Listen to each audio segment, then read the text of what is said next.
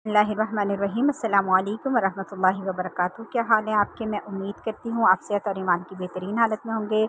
क़वाइद तजवीद advance level हमारा जारी है अल्हम्दुलिल्लाह। और आज हम लेसन नंबर 36 पर आ चुके हैं। सिफ़ाते लाज़िमा।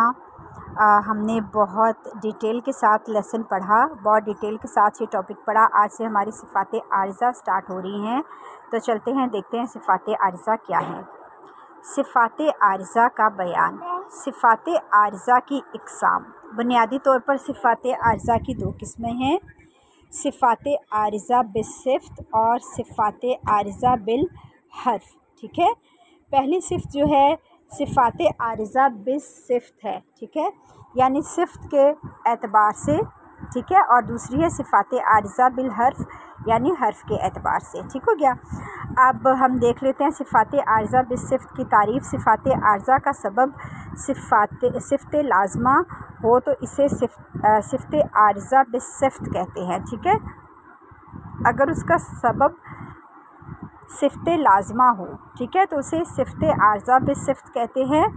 जैसे हर्फ का पुर होना बवजह इस्तिला, ठीक है, यानी कि जब कोई हर्फ मोटा है, ठीक है। ये हमारी कौन सी सिफ़्त थी?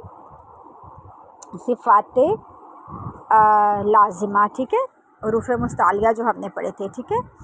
और मसलन के मिर्सफ़ादन, इस मिसाल में रॉ को पुर पढ़ना सौद की इस्तिलाह की वजह से है, ठीक है, यानी कि ये सिफ़ाते आरिज़ा बिस्सिफ़्त की तारीफ़ थी। ठीक है, अब हम देख लेते हैं सिफ़ाते आरिज़ा बिल हर्फ।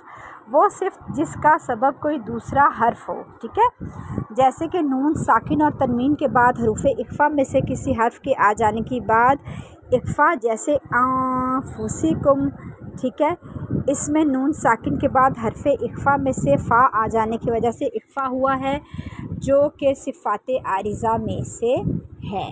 ठीक हो गया। अच्छा जी, अब सिफ़ाते आरिज़ा जो हैं वो मशहूर जो हैं वो दर्जे ज़ैल हैं। आज इनमें से हम सिर्फ दो को देखेंगे। तो पहली है तख़फ़ीम, हर्फ को पुर पढ़ना, जैसे इसमें जलालत अल्लाह का लाम, ठीक है, यानी कि हर्फ को पुर पढ़ लेना। और तरक़ीक़, यानी हर्फ को बारीक पढ़ना, जैसे रिजालुन की रॉ, इसको बारीक पढ़ना, ठीक है, रॉ की आवाज़ हमने गिरा दी। अब आपने क्या याद रखने वाले आपके पास पॉइंट हैं कि ये जो नाम आपको बताती जाऊंगी इनको आपने याद करना है, अपनी डायरी पे नोट डाउन करना है और देखना है कि तख़फ़ीम उसका मतलब क्या है, यानी हर्फ को पुर पढ़ना, और तरक़ीक़ यानी हर्फ को बारीक पढ़ना, और किस वजह से है, ठीक है ना। तो ये आपने अपनी डायरी में नोट डाउन करना है। बाकी इंशाल्लाह सिफ़ाते आरिज़ा का टॉपिक कल हम बाकी पढ़ेंगे, ठीक है।